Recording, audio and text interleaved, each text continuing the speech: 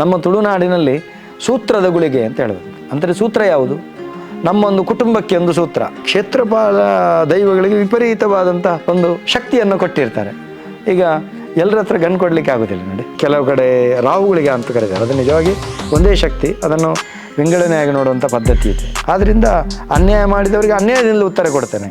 ಮತ್ತು ಕೆಲವು ಕಡೆ ದೇವಸ್ಥಾನಗಳಲ್ಲಿ ಪಂಜುರ್ಲಿಯನ್ನೇ ಕ್ಷೇತ್ರಪಾಲ ಅಂತ ಕರೆಯುವಂಥದ್ದಿದೆ, ಇಲ್ಲ ಅಂತ ಹೇಳೋದಿಲ್ಲ, ಅವರವರ ಭಾವನೆ. ಸರ್, ಒಂದು ಪ್ರಶ್ನೆ ಇದೆ.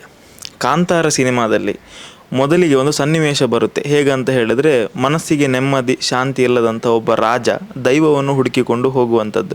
ಅವನು ಹೋಗ್ತಾ ಹೋಗ್ತಾ ಒಂದು ಊರನ್ನು ಮುಟ್ತಾನೆ. ಅಲ್ಲಿ ಒಂದು ಕಾಡಿನ ನಡುವೆ ದೈವ ಇರುತ್ತೆ. ಆದರೆ ಅದು ಬೇಕು ಅಂತ ಅವನು ಕೇಳಿದಾಗ ಆ ಊರಿನ ಜನಗಳಲ್ಲಿ ಬಂದು ನಿಲ್ತಾರೆ. ಅಲ್ಲಿ ಒಂದು ಸಂಭಾಷಣೆ ನಡೆಯುತ್ತೆ. ಅಂದರೆ ಅಲ್ಲಿ ಒಬ್ಬ ನಿಂತಹ ವ್ಯಕ್ತಿಯ ಮೇಲೆ ದೈವದ ಆವೇಶ ಆಗಿ, ಏನೋ ನಿನಗೆ ಪಂಜುರ್ಲಿ ಬೇಕಾ ಅಂತ ದೈವ ಮಾತಾಡ್ತದೆ. ಹಾಗೇನೆ ಅಲ್ಲಿ ಒಂದು ಆವೇಶದ ಸ್ವರವನ್ನು ತೆಗೆಯುವಾಗ ಹೇಳ್ತದೆ, ನನ್ನ ಸ್ವರ ಎಲ್ಲಿಯ ತನಕ ಕೇಳುತ್ತದೋ ಅಷ್ಟರವರೆಗಿನ ಜಾಗವನ್ನು ನೀನು ಈ ಜನರಿಗೆ ಬಿಟ್ಟು ಕೊಟ್ಟು ನನ್ನನ್ನು ಇಲ್ಲಿಂದ ಕರ್ಕೊಂಡು ಹೋಗು ಅಂತ ಹೇಳ್ತದೆ. ಆವಾಗ ಒಂದು ಮಾತು ಹೇಳ್ತದೆ, ಏನಂತ ಹೇಳಿದರೆ, ಈ ಮಾತನ್ನು ನೀನು ಒಂದು ವೇಳೆ ತಪ್ಪಿದರೆ ನಾನು ಬೇಕಾದರೂ ಕ್ಷಮಿಸ್ತೇನೆ, ಆದರೆ ನನ್ನ ಕ್ಷೇತ್ರಪಾಲ ನಿನ್ನನ್ನು ಬಿಡುವುದಿಲ್ಲ ಅಂತ. ಈ ಪಂಜುರ್ಲಿ ದೈವಕ್ಕೂ ಈ ಕ್ಷೇತ್ರಪಾಲ ಆ ಒಂದು ಕಥೆಯ ಬಗ್ಗೆ ಹೇಳ್ಬೋದು. ಅವರಿಗೆ ಏನು ನಂಟು ಮತ್ತು ಅವರು ಜೊತೆಗೆ ಯಾಕೆ ಇರ್ತಾರೆ, ಅದೊಂದು ವಿಚಾರ ಹೇಳ್ಬೋದಾ ಸರ್? ಖಂಡಿತ. ಈಗ ನೋಡಿ, ಕಬ್ಬಿಣ ಒಂದೇ ಇರ್ತದೆ, ಆದರೆ ಅದರಲ್ಲಿ ಬೇರೆ ಬೇರೆ ರೀತಿಯ ಆಯುಧಗಳನ್ನು ಮಾಡಲಿಕ್ಕೆ ಆಗುತ್ತೆ. ಶರಗಳು ಬೇರೆ, ಅಸ್ತ್ರ ಮತ್ತು ಶಸ್ತ್ರ ಅಂತ ಹೇಳ್ಬೋದು, ಬೇರೆ ಬೇರೆ ಇರ್ತದೆ. ಅದೇ ರೀತಿ ಜಗತ್ತಿನಲ್ಲಿ ಶಕ್ತಿ ಒಂದೇ, ಅದರ ನಾಮರೂಪಗಳು ಬೇರೆ, ಅದರೊಂದಿಗೆ ಆ ಶಕ್ತಿಗಳ ಬೇರೆ ಬೇರೆ ರೀತಿಯಲ್ಲಿ ಅವುಗಳು ಕೆಲಸ ಮಾಡುವಂಥ ವ್ಯವಸ್ಥೆ ಇದೆ. ನಾವು ಗಮನಿಸಬಹುದು. ಈಗ ನೋಡಿ, ನಾರಾಯಣ ದೇವರು ಅಂತ ಹೇಳ್ತೇವೆ ಪುರಾಣದಲ್ಲಿ. ನಾರಾಯಣ ದೇವರು ವೇದವನ್ನು ಉದ್ಧರಿಸುವುದಕ್ಕೆ ಯಾವ ರೀತಿ ಬರಬೇಕು? ಮತ್ಸ್ಯಾವತಾರವನ್ನು ತಳೆಯಬೇಕಾಗ್ತದೆ. ಹಾಗಾದರೆ ಮತ್ಸ್ಯ ಬೇರೆ, ನಾರಾಯಣ ದೇವರು ಬೇರೆ ಅಂತ ಕಂಡರೂ ಕೂಡ ಅದರ ಅವತಾರ ಅಂತ ಹೇಳ್ಬೋದು, ಅವರ ಅಂಶ ಅಂತ ಹೇಳುವಂಥ ಅಲ್ಲ. ಕೂರ್ಮ ಅವತಾರ, ಮಂದರ ಪರ್ವತವನ್ನು ಎತ್ತುವುದಕ್ಕೆ, ಬೆನ್ನು ಕೊಡುವುದಕ್ಕೆ, ದೇವಾಸುರರ ಸಾಗರವನ್ನು ಮತಿಸುವಾಗ, ಕಡೆಗೋಲನ್ನಾಗಿ ಮಂದರ ಪರ್ವತವನ್ನು ಉಪಯೋಗ ಮಾಡುವಾಗ ಅದು ಇನ್ನು ಮುಳುಗ್ತದೆ ಅಂತ ಆಗುವಾಗ ಕೂರ್ಮ ಅವತಾರದಲ್ಲಿ ಬೆನ್ನು ಕೊಡ್ತಾರೆ. ಹಾಗಾದರೆ ಅಲ್ಲಿ ಬಳಕೆಗೆ ಬಂದದ್ದು ಕೂರ್ಮದ ಬೆನ್ನು ಮಾತ್ರ. ಕೂರ್ಮ ಅವತಾರಿಯಾಗಿ ನಾರಾಯಣ ಬಂದಿರುವಂಥದ್ದು. ಹಾಗೆ ಎಲ್ಲ ಅವತಾರಗಳ ವಿಶ್ಲೇಷಣೆಯನ್ನು ಕೊಡಲಿಕ್ಕೆ ಬರ್ತದೆ. ಅದೇ ರೀತಿ ಉದಾಹರಣೆಗೆ ಈಗಿನ ಲೌಕಿಕದ್ದು ಕೊಡೋಣ. ಒಂದು ರಾಜ್ಯಕ್ಕೆ ಮುಖ್ಯಮಂತ್ರಿ ಇರ್ತಾರೆ, ದೇಶಕ್ಕೆ ಪ್ರಧಾನಮಂತ್ರಿ ಇರ್ತಾರೆ. ನಾಯಕ ಮುಖ್ಯಮಂತ್ರಿ ಇದ್ದರೂ ಕೂಡ ಅವರ ಸುತ್ತ ಆ ಕ್ಷೇತ್ರವನ್ನು ಪಾಲಿಸುವವರು ಬೇಕಲ್ಲ. ರಾಜ್ಯದವರೊಂದಿಗೆ ನಮ್ಮ ಪೊಲೀಸರು ಇರ್ತಾರೆ, ದೇಶವನ್ನು ರಕ್ಷಿಸಿದರೆ ಸೈನಿಕರು ಇರ್ತಾರೆ. ಆಯಿತಾ? ಎಲ್ಲ ವ್ಯವಸ್ಥೆ ಯಾರಿದ್ದು? ಇವರದ್ದೇ ವ್ಯವಸ್ಥೆ. ಆ ಶಕ್ತಿ ಯಾವುದು? ಇವರದ್ದೇ ಶಕ್ತಿಗಳು. ಅದೇ ರೀತಿ ಬೇರೆ ಬೇರೆ ರೀತಿಯಲ್ಲಿ ಆರಾಧನೆಗಳಿರ್ತವೆ. ಕ್ಷೇತ್ರಪಾಲ ಆಗಿ ಕೆಲವು ಕಡೆ ಗುಳಿಗನನ್ನು ಮಾಡ್ತಾರೆ, ಕೆಲವು ಕಡೆ ರಾಹುಗಳಿಗೆ ಅಂತ ಕರೀತಾರೆ. ಅದು ನಿಜವಾಗಿ ಒಂದೇ ಶಕ್ತಿ, ಅದನ್ನು ವಿಂಗಡಣೆಯಾಗಿ ನೋಡುವಂಥ ಪದ್ಧತಿ ಇದೆ. ಕೆಲವು ಕಡೆ ಕ್ಷೇತ್ರಪಾಲ ಅಂತಲೇ ಬೇರೆ ರೀತಿ ಆರಾಧನೆ ಮಾಡುವ ಪದ್ಧತಿ ಇದೆ. ಮತ್ತು ಕೆಲವು ಕಡೆ ದೇವಸ್ಥಾನಗಳಲ್ಲಿ ಪಂಜುರ್ಲಿಯನ್ನೇ ಕ್ಷೇತ್ರಪಾಲ ಅಂತ ಕರೆಯುವಂಥದ್ದಿದೆ, ಇಲ್ಲ ಅಂತ ಹೇಳೋದಿಲ್ಲ, ಅವರವರ ಭಾವನೆ. ನಿಜವಾಗಿ ಪಂಜುರ್ಲಿ ಕ್ಷೇತ್ರಪಾಲನಾಗಿ ಇರುವುದಿಲ್ಲ, ಕ್ಷೇತ್ರ ಅನುಗ್ರಹ ಶಕ್ತಿಯಾಗಿ ಇರ್ತಾನೆ, ಧರ್ಮದೈವವಾಗಿ ಇರ್ತಾನೆ. ಈ ರೀತಿ ಇದರಲ್ಲಿ ಏನು ಮಾಡಿದರೆ ನಿಜವಾಗಿ ಸತ್ಯ. ಎಲ್ಲೂ ತುಳುನಾಡಿನ ಈಗ ಕಟ್ಟುಪಾಡಿದೆ, ಈಗೀಗಲ್ಲ, ಹಿಂದಿನಿಂದಲೂ ಕಟ್ಟುಪಾಡಿದೆ.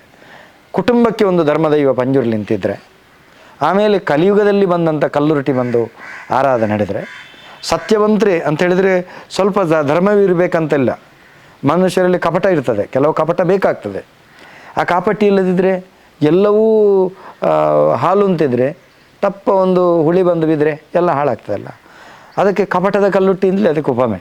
ಯಾಕಂದರೆ ಅವಳಿಗೆ ಕಾಪಟ್ಯದಿಂದಲೇ ಅವಳ ಅಣ್ಣ ತೀರಿಕೊಂಡದ್ದು ಕಲ್ಕುಡ.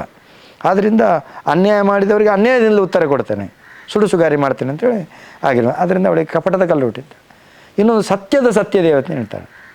ಸತ್ಯಕ್ಕೆ ಒಂದು ಶಕ್ತಿ, ಅದು ಸತ್ಯವನ್ನೇ ಪ್ರತಿಪಾದನೆ ಮಾಡುವಂಥ ವ್ಯವಸ್ಥೆ. ಈ ರೀತಿ ಶಕ್ತಿ ಒಂದೇ ಆದರೂ ಕೂಡ ಬೇರೆ ಬೇರೆ ಸ್ವರೂಪಗಳಲ್ಲಿ ಕಾಣಿಸ್ಕೊಳ್ಳುವಂತಿದೆ. ಇದರಲ್ಲಿ ಏನಾಗ್ತದೆ, ತಾನು ನಿಂತು ಆ ಶಕ್ತಿಗಳಲ್ಲಿ ಈ ಮೂಲ ಶಕ್ತಿ ಕೆಲಸ ಮಾಡಿಸ್ತದೆ.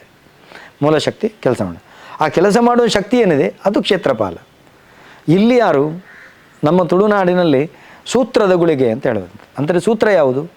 ನಮ್ಮೊಂದು ಕುಟುಂಬಕ್ಕೆ ಒಂದು ಸೂತ್ರ, ಒಂದಷ್ಟು ಕಟ್ಟಿಗೆಯನ್ನು ಒಟ್ಟು ಮಾಡಿ ಅದಕ್ಕೊಂದು ಹಗ್ಗ ಕಟ್ತೇವಲ್ಲ, ಅದನ್ನು ಸೂತ್ರ ಅಂತ ಹೇಳಿದರೆ ಹಗ್ಗ, ಅದು ಸೂತ್ರ. ಆಯಿತಾ? ಇಷ್ಟು ಶಕ್ತಿಗಳಿಗೆ ಒಂದು ಸೂತ್ರ ಆಗಿ ಮಾಡಲಿಕ್ಕೆ ಆ ಶಕ್ತಿ ಇರ್ತದೆ. ಆದ್ದರಿಂದ ಆ ಗುಳಿಗನನ್ನು ಹೇಳಲಿಕ್ಕಿದೆ, ಅಂಬಾರ ಮರಲಿ ಅವತಾರ ಪುರುಷ ಅಂತ ಹೇಳ್ತಾರೆ. ಅವ ಏನು ಮಾಡ್ತಾನೆ, ಅವ ನೀವು ಕಾವಲುಗಾರನ ಕಾಯ್ಬೋದು. ಪರಿಚಯ ಇಲ್ಲದಿದ್ದರೆ ಎಷ್ಟು ದೊಡ್ಡ ಇವರಿಗೆ ನಮ್ಮ ಮುಖ್ಯಮಂತ್ರಿಗೆ ಎಷ್ಟು ಬೇಕಾದನ್ನು ನೀನು ನಿಲ್ಲು ಅಂತ ಹೇಳ್ತಾನೆ. ಅವನಿಗೆ ಗೊತ್ತಿಲ್ಲ. ಆಮೇಲೆ ಐಡಿ ತೋರಿಸ್ಬೇಕು, ನಾವು ಹೋಗಬೇಕಾಗಿ, ನಾನು ತುಳು ಅಕಾಡೆಮಿ ಅಧ್ಯಕ್ಷರು, ನಾನು ಸಾಹಿತ್ಯ ಅಕಾಡೆಮಿ ಅಧ್ಯಕ್ಷರು, ಆಮೇಲೆ ತೋರಿಸ್ಬೇಕು. ಹೌದಾ? ಹಾಂ ಹಾಂ ಹಾಗಾದರೆ ಬಿಡ್ತೇನೆ ಅಂತೇಳಿ. ಇಲ್ಲಿ ಯಾರನ್ನು ಬಿಡುವುದಿಲ್ಲ ಅವನಿಗೆ ಮನವರಿಕೆ ಆಗಬೇಕು. ಆ ರೀತಿ ಅವ ತಡೆಯುವಂಥ ಯಾರನ್ನು ಬಿಡುವುದಿಲ್ಲ, ಯಾರಿಗೂ ಮಾಡೋದಿಲ್ಲ, ಅನುಗ್ರಹವನ್ನು ಕೊಡುವಂಥದ್ದು ಇದಾಗಲಿ, ಆ ರೀತಿ ಇರುವಂಥದ್ದು. ಆದ್ದರಿಂದ ಅವ ಆ ರೀತಿ ಕಾಯುವಂಥದ್ದು, ಎಲ್ಲರನ್ನ ರಕ್ಷಣೆ ಮಾಡುವಂಥದ್ದು ಕ್ರಮ ಇದೆ. ಅದು ಕೂಡ ಇವನ ಅನುಗ್ರಹದಿಂದ. ಈ ರೀತಿ ಕ್ಷೇತ್ರಪಾಲನ ಕಥೆಗಳಿದ್ದಾವೆ. ಮತ್ತು ಕ್ಷೇತ್ರಪಾಲ ದೈವಗಳಿಗೆ ವಿಪರೀತವಾದಂಥ ಒಂದು ಶಕ್ತಿಯನ್ನು ಕೊಟ್ಟಿರ್ತಾರೆ. ಈಗ ಎಲ್ಲರ ಹತ್ರ ಗನ್ ಕೊಡಲಿಕ್ಕೆ ಆಗೋದಿಲ್ಲ ನೋಡಿ. ಯಾರು ಬಾಡಿಗಾರ್ಡ್ ಅಂತ ಹೇಳ್ತಾರೆ, ಅವ್ರ ಹತ್ರ ಗನ್ ಕೊಡ್ತಾರೆ, ಇನ್ನಿತರ ಪೊಲೀಸರಲ್ಲಿ ಕೊಡ್ತಾರೆ, ಇಲ್ಲ ಬೆತ್ತ ಮಾತ್ರ. ಯಾರ್ಯಾರಿಗೆ ಎಷ್ಟೆಷ್ಟು ಪ್ರಮಾಣದಲ್ಲಿ ಇದು ಬೇಕು ಅದೇ ಕೊಟ್ಟ ಹಾಗೆ ಕ್ಷೇತ್ರಪಾಲನಿಗೆ ಒಂದು ಶಕ್ತಿ ಬೇರೆ, ಇನ್ನುಳಿದ ಶಕ್ತಿಗಳಿಗೆ ಒಂದು ಶಕ್ತಿ ಬೇರೆ. ಅವರು ದೈವಗಳ ಒಂದು ಆ ಹಿಂದಿನವರ ಒಂದು ಪರಿಕಲ್ಪನೆಯನ್ನು, ಆಧ್ಯಾತ್ಮಿಕವಾದಂಥ ಪರಿಕಲ್ಪನೆಯನ್ನು ಅದು ಮೆಚ್ಚಿಕೊಳ್ಬೇಕು ನಾವು. ಯಾಕಂತೇಳಿದರೆ ಅಷ್ಟು ವ್ಯವಸ್ಥಿತವಾಗಿ ಸಮಾಜವನ್ನು ಕಟ್ಟುವ, ಭಾವನಾತ್ಮಕವಾದಂಥ ಬೆಸುಗೆಯನ್ನು ಮಾಡುವ, ಸಾಮಾಜಿಕ ನ್ಯಾಯವನ್ನು ಕೊಡುವಂಥ ವ್ಯವಸ್ಥೆಯನ್ನು ಮಾಡಿದ್ದಾರೆ ನೋಡಿ.